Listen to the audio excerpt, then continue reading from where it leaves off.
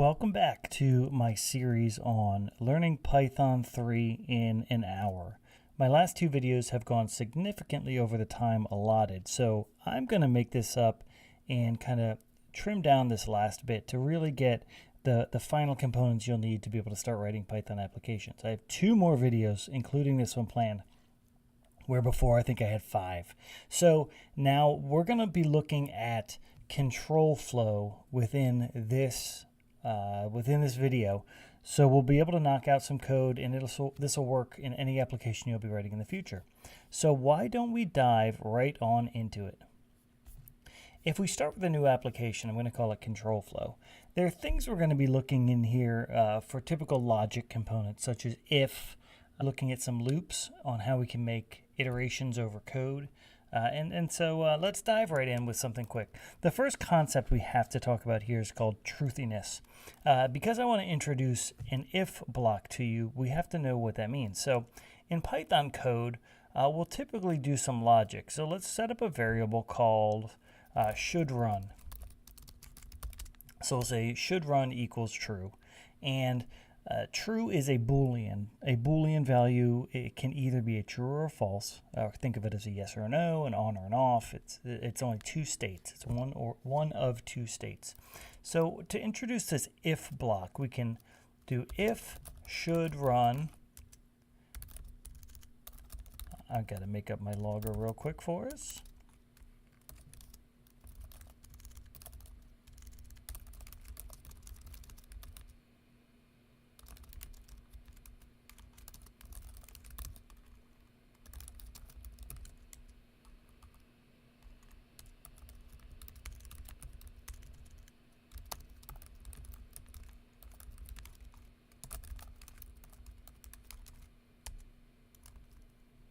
All right, now when we run this, we will see the output, assuming I did things right. So we don't set up log levels. Python. Make sure we're in the right directory. Here we go. Python 3 control flow. And okay, now I didn't get anything output. Let me set up my basic config here for my logger, like we saw in other videos.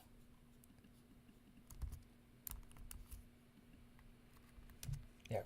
Okay, so now we saw my should run has to be true. See? And then I put the output of should run, so it's true. So if should run was false, false should run.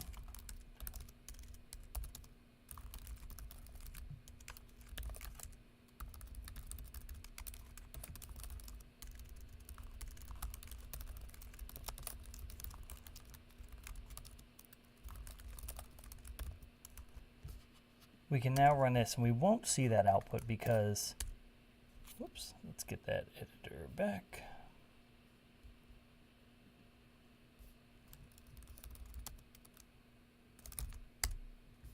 And we only saw the first line as we expected. Since we are checking the truthiness, or the value of this truth of this Boolean, if it were true, this code would have executed. But since it was false, it didn't. So what we can do now is add a block of code that says else. So we said, okay, if false should run, then we'll do this. Otherwise, we'll print out this other thing.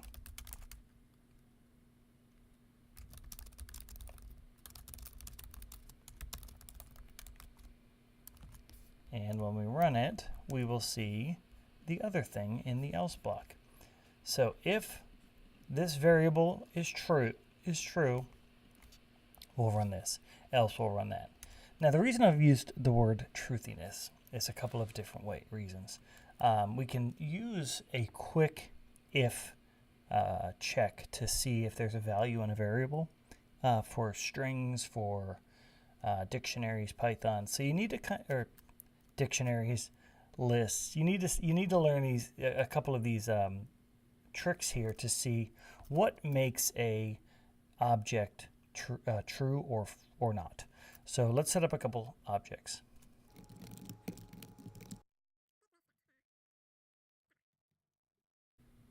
All right, now these are all empty objects, so they will all evaluate to false.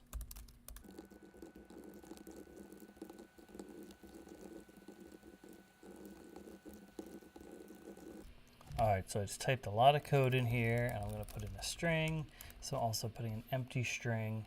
And now when I run this code, I'm not going to see any of that output because an empty dictionary evaluates as false. An empty list evaluates as false. An empty tuple evaluates as false. And an empty string, interestingly enough, will also evaluate to false. Now here's another one, my none. Let's do a none. So none is a special variable or value within Python. It's like a null in other languages. So here we'll say if my none, and I'll run it, and again, I won't see those. Now, because I know none is never going to evaluate to false, will never evaluate to true, I'm going to show you how we can negate this. We can say if not my none, which says basically if it's false. So you'll see my none evaluated to false. So not is an inverter for a Boolean, pretty straightforward. So it basically turns a true into a false and a false into a true. Now for a dict to not be false or to evaluate as true, it needs an object in it, or it needs a value in it. So now we can run this code and my dict is evaluated to true. And the same thing with a list, it needs an object. My tuple is the same thing. And a string needs anything in the string besides an empty string. So now they've all evaluated to true. Well, one thing I'm super curious about is what about a list with a none value in it? I bet you it's going to show up true as well because there is a length to it, and I bet you it's checking the length as one of the values, but we'll find out.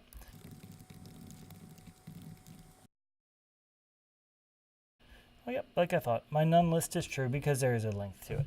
And I think we talked about length in the last video, so we don't really have to get into that this time. But that's the quick if-else block.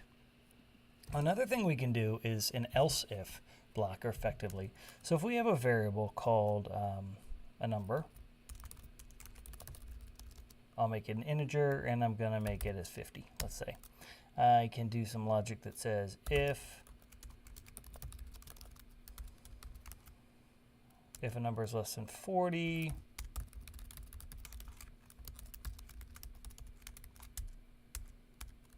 elif oops, I noticed I didn't spell that right. Elif a number under 80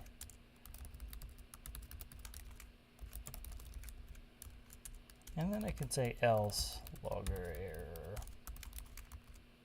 a big value, and then I'll output it just to see what it is. So here when we run this code, the first time we run it, we're going to see bucket 80. Because our value is not less than 40, we said it's 50. Else if it's under 80, we'll output bucket 80. And if it's anything else, we'll output the value a big value.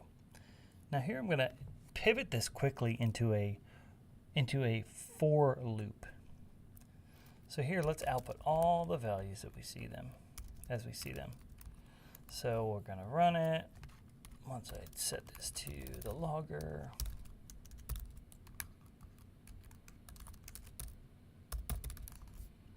I'll run this code, and we'll see my bucket 80, because we're under 80, and just to be even clearer here, under 80, blah, blah. So now let's check 20, and we'll see under 40, great. Now we'll check 100 and big number, and we should get a big value. Perfect. So what I want to show next is now we've built these if, else logic. Now I want to show you a for loop. And for loops are really good for iterating or traversing something that has a known quantity or a known size, for instance, a list. So we can do something like for a number in a list. So I'm going to show you something that's not going to do anything first, but then I'll make it work. So in this case, we're going to say for a number in a list. I'll make a list variable to show this differently. And you'll see I'm setting this list to empty. So for a number, which is the same as saying for each and every number in a list, do this block of code which is indented underneath the for loop. So right now I'm going to run it, and I'm not going to get any output because I have nothing in my list. So I'll put a number in my list, and we'll see my output of under 40. Great. I can do a number 60, and I can see an output of under 60. I'm sorry, under 80. Great. Now here's the fun, is when I do a bunch of different numbers. Now in this case, we're going to see output for each of them. We'll see 60 is under 80, 10 is under 40, etc. So you'll see this for loop basically sets each value into a variable called a number and iterates. You can also iterate over a string if you wanted to. So we can say for each character in a really long string, we can log out each character. And you'll see a really long string broken up. A really long string. Now one of my favorites is a dictionary. So we'll create a new dictionary with a key, value, key, value 2, etc., etc. I'll do a couple of these. So now I'm going to say for each key in the dictionary, log the key. And you'll see I only get the keys. Okay. So if I want to also get the value, I can log the key and the value, key, a dict key.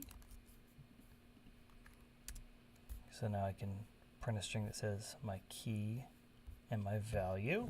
So I'm referencing that dictionary within my for loop. What else can I iterate with a for loop? It's the same thing within a tuple.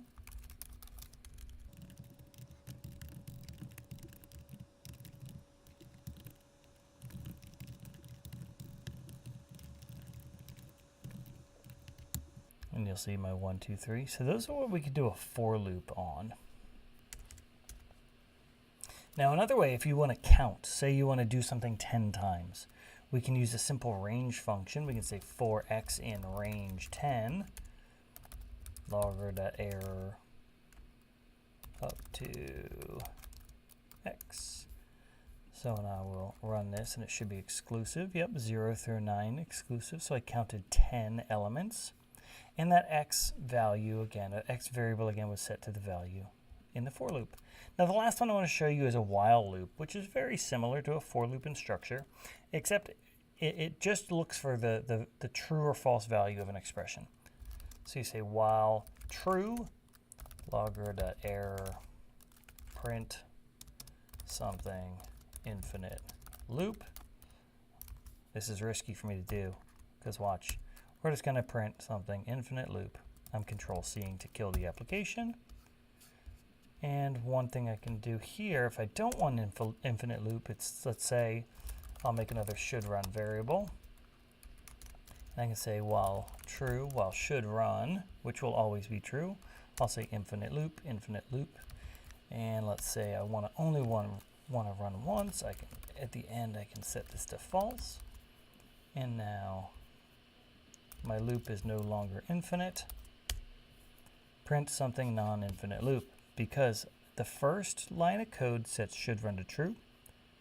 The while loop says should run is true, so I will execute the code. The code sets should run as false. The next time this loop happens, the while expression says it's no longer true, and I'm done. Now, another way of breaking out of a loop like this is to use the break statement. And with the break statement, it breaks out of whatever loop you're in, whether it's a for loop or a while loop.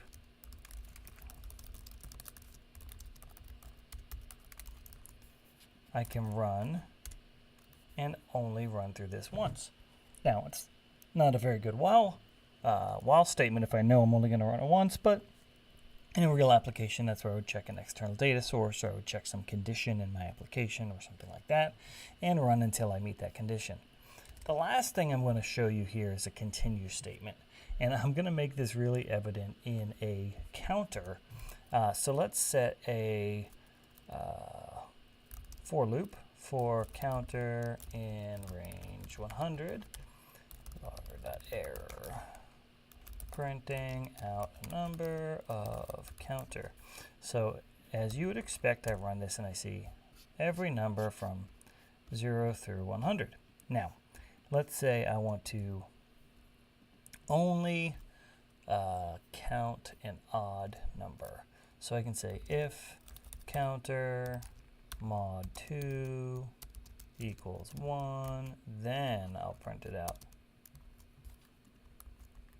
I haven't shown you the continue yet because I want to flip this on you. So that's one way of saying, putting an if loop in, an if statement in your for loop to do some work. And this way I only counted odd numbers. Now another way I can do that is if I want to say, let's say if counter mod 2 is 0, meaning it's an even number, then I'll continue. This will continue the loop. So again, we'll have the same output, but it's a different way of doing it. So let's go to my dictionary statement and say I want to print out everything except key 3. So looking at, I'll copy and paste this dictionary up here again so you can see it. I can say if key equals key 3, continue, because I want to see everything except key 3, key 1, 2, 3, and 4. So I will run this and I should see value, value 2, and value 4. Value, value 2, value 4, because I continued or I skipped. Now, let's say I want to print out only everything up to, let's see, everything, and once I see key 2, then I'm going to break. So if key equals key 2, then I can break out of my for loop, and great, I finished. It took me a second. I was like, wait, why did I only see key? And because I didn't print when I saw key 2. So that's not reliable. Don't do that in the real world unless you use an order dictionary, which actually I think they now are in Python 3.7, but that's a different topic for a different day. For now, that was a really, really fast way of running through this, what's called control flow. So we've already talked about exception handling in our last video for control flow in that way. And here we've talked about if logic, if else, if else, if else, a for loop, a while loop, and how we can continue and break out of those loops. You'll find this code in GitHub once my videos are all done. Thank you for watching. Please like and subscribe so you know when what I have a feeling is going to be the last video comes up.